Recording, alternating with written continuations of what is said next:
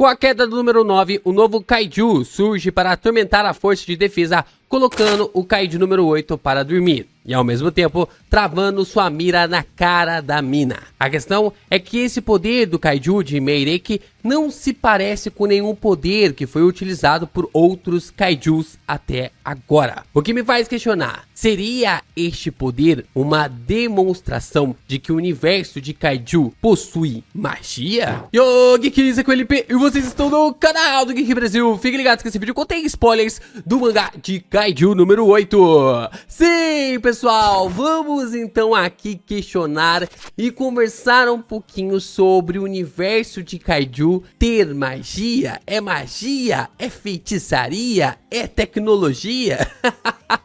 Toda essa frase vai fazer um puta sentido nesse vídeo logo depois de você deixar o seu like, se inscrever aqui no canal e compartilhar esse vídeo com seus amigos. É muito importante você continuar reagindo aos nossos conteúdos para que o YouTube divulgue ainda mais os nossos vídeos pela plataforma. Você fazendo isso nos ajuda pra caramba, dando aquela força incrível. E é claro, você também pode comprar através dos nossos links na Amazon. Compre lá os seus mangazinhos de Kaiju número 8, de Jujutsu Kaisen, de Boruto, de Kimetsu no Yaiba, não importa. Qualquer mangá que você comprar através dos nossos links, você já vai estar ajudando o canal do Geek Brasil com aquela comissãozinha.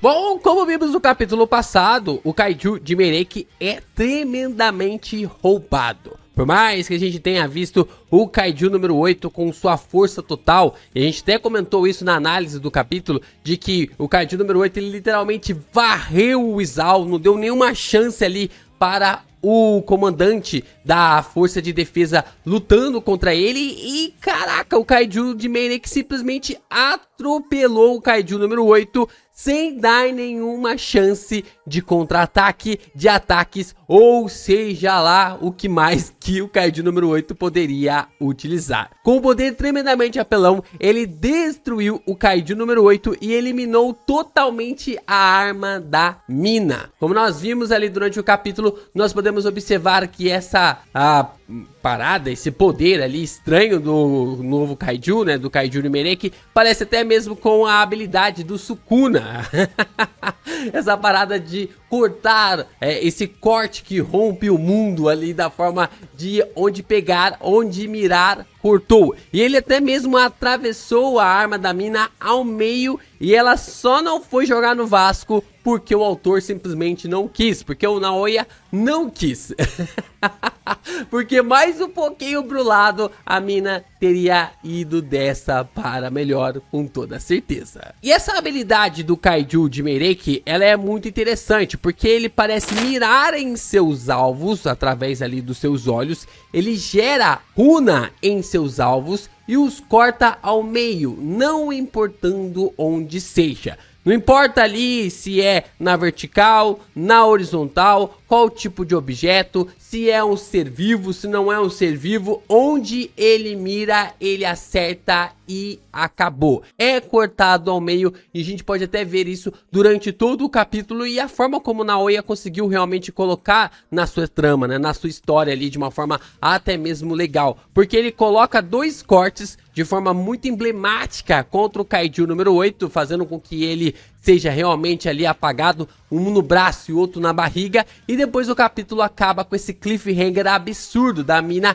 recebendo essa mira, essa runa bem na cara dela de uma forma até mesmo intrigante. Mas uma coisa me chamou a atenção. Uma coisa me chamou a atenção sobre este poder. Esse poder do Kaiju de Meireki não é nada parecido com os demais que nós vimos entre os Kaijus. Nós já vimos ali disparos de raios, a gente já viu ali os personagens usando raios, lasers, tiros, já teve tudo quanto é coisa ali de disparos de energia para cima dos adversários, como a gente observou ali durante todos esses capítulos de Kaiju número 8. Nós podemos ver também replicações, né, a forma reprodutiva biológica dos Kaijus, uma forma até mesmo interessante e intrigante sobre os poderes dos Kaijus para poderem se replicar no campo de batalha, principalmente quando o Kafka acaba tendo um grande destaque no começo ao descobrir os pontos fracos dos Kaijus internamente. nós observamos até mesmo do ponto da reprodução, como os kaijus conseguem se reproduzir ali até mesmo durante a batalha e como isso pode até afetar o movimento e a ordem da força de defesa durante o combate. Nós também vimos a super força dos kaijus. Cara, não tem um kaiju que seja fraco. O nível de poder dos caras é nivelado através da fortitude de um terremoto, para vocês terem uma ideia sobre os poderes de cada kaiju. Então cada um deles coloca ali uma expectativa e um poder até mesmo ali bem semelhante, até mesmo um poder bem semelhante entre os que a gente tinha visto até então. Só que a aplicação de runas em seus adversários, nós nunca tínhamos visto nada parecido até agora no mangá. E isso pra mim é algo muito, mas muito intrigante. E além disso tudo, tem uma parada muito interessante na história que pode vir a explicar tudo, que é a visão da mina dentro do Kaiju número 9. Quando a mina ela está sendo absorvida pelo número 9, ela vê 3 soldados que foram o ápice da força de defesa. O Izao, da era tecnológica, a gente pode observar ali que o Izao ele foi absorvido pelo Kaiju número 9 e até mesmo a gente conseguiu vislumbrar esse poder do Izao, sendo considerado o soldado mais forte de todos os tempos da força de defesa. E nós sabemos que o Izao ele se tornou esse soldado mais poderoso por causa da tecnologia, do avançar da tecnologia que permitiu com que os seres humanos pudessem lutar com as habilidades dos Kaiju. Então o Izao replicou ou até mesmo aplicou as habilidades do Kaiju número 2 em sua armadura, em sua arma para conseguir lutar contra os demais monstros que fossem surgindo. Nós também temos um samurai da era dos samurais e que ele até mesmo se parece com o Roshina. Como nós vimos ali, este samurai pode ser o ápice, né? A gente fala aqui sobre esse flashback, esse contexto ali da mina, de que nem os mais experientes e nem os mais fortes conseguiram prevalecer perante este poder. A gente achava que estava sendo falado sobre o Kaiju número 9, mas o que estávamos observando era um prenúncio sobre o Kaiju de Meireki, o que pode realmente conectar ainda mais com grandes mistérios relacionados à origem da família do Roshina. E nós também observamos um cara usando roupas estranhas. Esse cara aqui da esquerda tá usando roupas estranhas. E se a gente for buscar um pouco mais sobre este cara, essa referência ali sobre as roupas que esse cara está utilizando, elas lembram bastante as roupas dos xamãs japoneses, da vertente do xamanismo, do shintoísmo, porque nós temos o xamã Ainu no Japão, que é mais sobre os indígenas, sobre os nativos japoneses, né? Tem essa pegada ali relacionada aos nativos do Japão, e também tem o xamanismo do shintoísmo, que envolve a mitologia japonesa. E nós sabemos que existe um contexto bem interessante sobre esses caras durante a história do Japão. Como vimos no treinamento do Kafka com o Roshina, por mais que os soldados da força de defesa pudessem ter o poder do Kaiju número 8 para lhes ajudar, é impossível pensar que somente ele foi capaz de ajudar a enfraquecer o Kaiju de Meireki. A gente pode observar aqui que tem um ponto bem interessante, que quando o Kafka tá treinando com o Roshina, tá começando a treinar ali com o Soshiro, a gente pode observar que ele consegue visualizar um ser ancestral que estava utilizando o poder do Kaiju número 8. A minha aposta é que seja o samurai que a gente acabou de visualizar aqui, que seja este samurai que foi absorvido ali pelo Kaiju de Meireki. Mas, focando aqui no ponto, fica impossível pensar, visualizando as habilidades que foram utilizadas no capítulo da semana passada e no capítulo anterior, fica impossível pensar que somente o Kaiju número 8 conseguiria lidar com os poderes desse Kaiju. Pra mim, por mais que estivesse no ápice de poder, no ápice de habilidade, precisava de pessoas para conseguir realmente parar o poder deste monstro, ou pelo menos nerfá-lo por um certo período de tempo. Então, como vimos no último capítulo, alguma coisa aconteceu com o Kaiju de Meireki contra a força de defesa da era na qual ele enfraqueceu, dessa era que acabou ali lhe enfraquecendo. Pelo que parece, ele se deixou ser drenado ali pelo número 9 para que pudesse recuperar o seu poder e tomar o seu corpo quando a hora chegasse. Então, lutando contra a força de defesa da era Meirei, que depois virou a ser a era Edo, ele acabou ficando escondido em uma caverna durante um bom tempo, durante um bom período, até ser encontrado pelo Kaiju número 9. Quando ele foi encontrado pelo Kaiju número 9, ele deixou ser absorvido por ele para que assim ele pudesse voltar à sua força original, para que ele pudesse voltar com o seu poder original. E assim, quando o Kaiju número 9 teve o seu núcleo destruído, ele voltou com a sua força total. Então, se algo lhe enfraqueceu, então, se o Kaiju número 8 daquela época, mais algumas coisas realmente enfraqueceram, o que é essa coisa, juntamente com o Kaiju número 8, que acabou conseguindo enfraquecer o Kaiju de Meirei? Como nós vimos, o Kaiju de Meirei também tem a capacidade de absorver as coisas, e dá até mesmo para questionar se essa habilidade não era dele, ao invés de ser o poder do número 9, tendo ali a mesma capacidade que o Kaiju da era Meirei.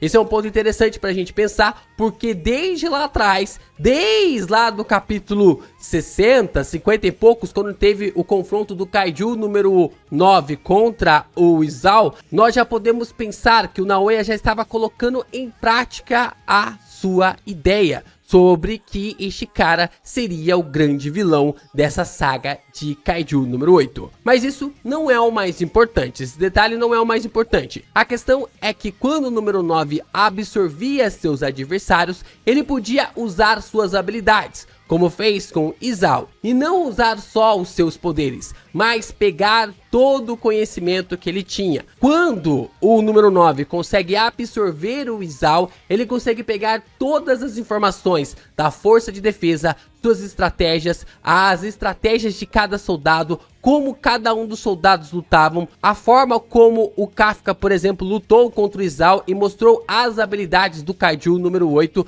tudo isso acabou sendo absorvido pelo número 9. E ele teve todo esse acréscimo nas suas cartas para conseguir lutar contra a força de defesa. Isso virou um conhecimento dele. Então, tudo leva a crer também que esse poder de corte que ele está usando seja do xamã que estava na visão da mina. Quando a mina estava sendo absorvida pelo número 9, esse xamã que aparece ali tem tudo para ser o dono dessa habilidade de corte. O Kaiju acabou drenando o xamã e dessa forma conseguindo utilizar a sua habilidade. E o que reforça esse detalhe são as runas. Como sabemos, os cortes são gerados através das runas marcados ali nos corpos dos seus adversários e depois eles são executados. Como nós vimos, depois que as runas são marcadas ali no corpo do adversário, não tem como mais desviar deste corte. Mas no que as runas estão mais conectados em todas as mitologias? O que as runas estão mais conectadas durante todas as histórias? A magia. No caso do xamanismo, a feitiçaria. Isso explicaria como a força de defesa conseguiu enfraquecer o Kaiju de Meirei e fazê-lo desaparecer do mapa por quase 400 anos ou mais. Esse é um ponto bem bacana e legal aqui sobre a forma de que como vários soldados da força de defesa, ou pelo menos bons soldados da força de defesa, conseguiam utilizar magia no combate, ou conseguiram utilizar magia no combate contra o Kaiju lá de Meirei na época do grande confronto. Então isso quer dizer que os soldados da força de defesa possam vir a usar magia barra feitiços também. Se esse cara que foi absorvido, que até mesmo lembra pra caramba o Narumi, usava magia, alguns soldados poderão usar também. Esse é um ponto bem interessante de como a tecnologia estava dificultando o avançar dos novos soldados da força de defesa e como a magia barra feitiçaria pode fazer com que esses soldados venham a evoluir ainda mais e acompanhar os outros que que estão até neste exato momento tendo um grande destaque através das suas armaduras. E seria até mesmo fácil de justificar a falta de uso de magia até agora. Como a paz foi gerada de uma forma muito convincente pela derrota do Kaiju de Meireki e com o avanço da tecnologia, a magia deixou de ter uso, já que a tecnologia era muito mais eficaz e mais rápida para eliminar os Kaiju. E a gente tem isso muito claro na história quando o Soichiro, que é o irmão ali do Roshina, ele desiste de lutar com espadas. Ele fala pro irmão dele: por que você não luta com arma? Você consegue aplicar de forma muito mais fácil o seu poder de combate, fazendo com que os seus ataques contra os kaijus, contra os monstros, funcionem de uma forma melhor. Então a gente pode observar que tradições são normalmente ultrapassadas através da tecnologia. E talvez a magia / feitiçaria tenha ficado para trás, tenha entrado no esquecimento que os soldados da Força de Defesa obtiveram. E quem mais pode se encaixar nesse perfil para usar magia? Quem mais pode se encaixar nesse perfil para conseguir entender o que o Kaiju de Meireki está utilizando agora, nesse exato momento? Mina Ashiro. A Mina é um caso extremamente complicado na Força de Defesa. Por mais que tenhamos os Kaiju 3, 5 e 7 sobrando ainda para ser armas relacionados ali para os personagens ou até mesmo ali para a Mina, ela não é um soldado de estilo lutador como os demais. Então, como nós observamos agora, depois que sua arma foi completamente destruída no campo de batalha, a Mina acaba se tornando um alvo extremamente fácil. Isso poderia até mesmo ali fazer com que a personagem fosse morta a qualquer momento no campo de batalha. E se a Mina for o foco sobre a magia e entender um pouco mais sobre essa feitiçaria que pode estar envolvendo a lore de Kaiju número 8, isso mataria de uma vez a teoria traumatizante de que o Kafka vai se tornar a arma dela. Pelo amor de Deus, Naoya. Descarte essa teoria de uma vez por todas. Seu poder de combate, o poder de combate ali da Mina é mediante as armas que ela consegue usar. Então, e se isso já não for uma dica, um prenúncio de que a Mina venha usar poder mágico? Poderes mágicos ali ao seu combate contra os seus adversários ou até mesmo contra o Kaiju de Meireki no próximo capítulo. Além de que ela fica muito dependente da quantidade de disparos que consegue usar com sua arma, como vimos agora na luta contra o número 9. Se ela errasse o disparo, estava todo mundo ferrado. Então, a Mina sendo dependente completamente de algo tecnológico como uma arma, pode fazer com que ela seja totalmente limitada ao seu poder tecnológico, ao poder tecnológico dado a ela pela Força de Defesa. Então, o poder mágico, a feitiçaria que pode estar aplicado à sua geração, à sua descendência, pode despertar na personagem. Acho que é uma boa dar um destaque desse para a Mina, da forma como ela pode conseguir usar um poder mágico, ter ali um aprimoramento com o poder mágico. Mas é claro, se o poder do Meireki for mesmo magia, se não for algo realmente relacionado a uma habilidade extremamente nova que nós ainda não vimos em nenhum Kaiju sendo utilizado, mas nós estamos falando de Kaiju número 8 e é um universo muito expansivo, muito abrangente nos poderes. Mas seria interessante ver uma abordagem sobre poderes mágicos, feitiçaria envolvendo um Japão que luta contra kaijus há muito tempo. Seja o que for, algo precisa acontecer para salvar a Mina. E ela despertando seu poder mágico seria algo muito, mas muito interessante.